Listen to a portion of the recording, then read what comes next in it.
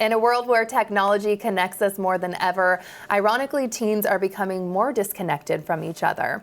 Artificial intelligence, while a tool for innovation and creativity, is now raising serious concerns about its impact on social development. Concerned parent and teen coach Sheri Gazitt is back to dive into this very important topic. Thanks for being here. I'm so happy to talk about this topic. We really need to dive into it. Absolutely. So let's just do that. Why are so many teens, you think, turning to AI for companionship?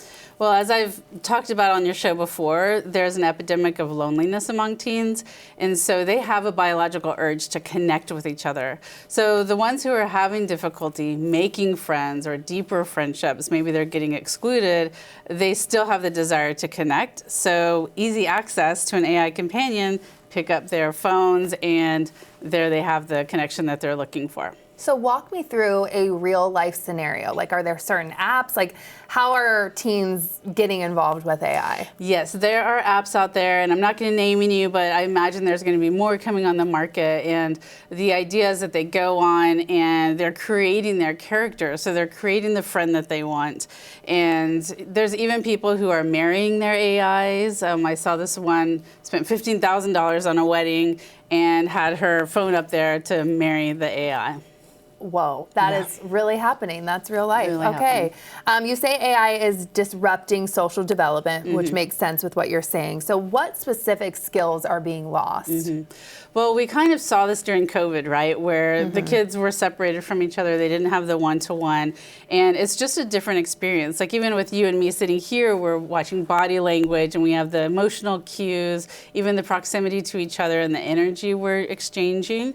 So when these kids are going online for these pseudo relationships, they're missing out on all of the opportunity to get into the messy stuff, to learn conflict resolution and just how to have an experience with a person instead of having a relationship with somebody they're controlling. There's no boundaries. It's 24/7. If they don't like what the AI is saying, they tell them, don't say that. Here's what I want you to say instead. So They're true. missing out. It's just not the real world with it all at Right.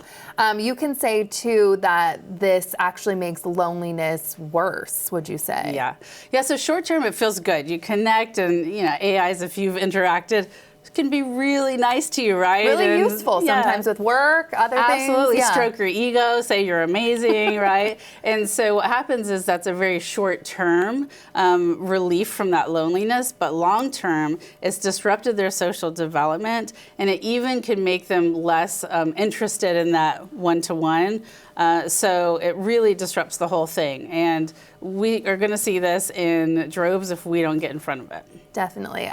We do want to say, though, not all AI interactions are bad. It can be very helpful, like I just mentioned, for work sometimes, too. So what would you say, too, for someone that says this is not all bad? And what are examples of that?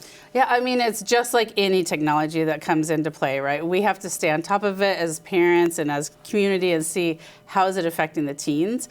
They can use it for the research, as you said. They can use it to find out about the world, and it's not all bad, but we have to watch what our teens are doing when they're getting access to AI. And what signs should parents be looking for if they're concerned at all that their teens might be overusing AI for connection? This is a difficult one because they need to look at, is their teen going to their screen more often? But that's hard because they're going to their screen for so many things already. But if they're withdrawing from their friend group, if they're not asking to go hang out with people, and if you have a child who has been having issues making friends, if they're not talking about that anymore. The other thing is if they start talking about someone that you don't know who they are, you've never heard of them, it might be their AI companion because it becomes such a real person to them. They might talk about them freely, like, yeah, so-and-so said this. And you're like, who is that? So maybe get a little curious and not come at them too hard right off the bat. Right. But get a little more information. Yeah, don't interrogate, say, oh, where'd you meet them? Or tell me about them, something like that. Okay, that makes sense. And how can families and schools help build real life relationships too in this community? That's a great question because from the beginning, we've talked about loneliness as the issue, right? So we want to make sure we have opportunities for community space. We're seeing in the last decade those things going away, especially with COVID in the mix. So we need to start creating those opportunities for connection.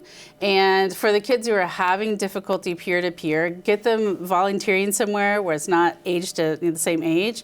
They're dealing with younger people or older people. It's just connecting on some level, and that's going to help to reduce that feeling of loneliness. Do you even feel like if you can eliminate or say you only have an hour with AI a day, or is that too hard and fast with teens? No, I think that would be great. And even talking about how you're going to use AI. And this is an interesting conundrum, if you will, because I don't want to tell parents to go talk to their teens about this, because if they do, they're going to be interested in it. And the teens tend to hear, here's what teens are doing, and the risky part, they're like, that's not me. I don't need to worry about it. So, makes sense. Yeah. What's next for you too? A book, right? Yes, I have a new book, Girl Drama Decoded, which is about girl drama and friendships, and that's coming out in February. It's on Amazon, so I'm excited about that one. Amazing. Well, congratulations with all your success. Website that people can find you to? teen-wise.com. Amazing. Sheri, thank you. This is such an important topic, super interesting, and I hope people at home learned a lot from you. I know I did.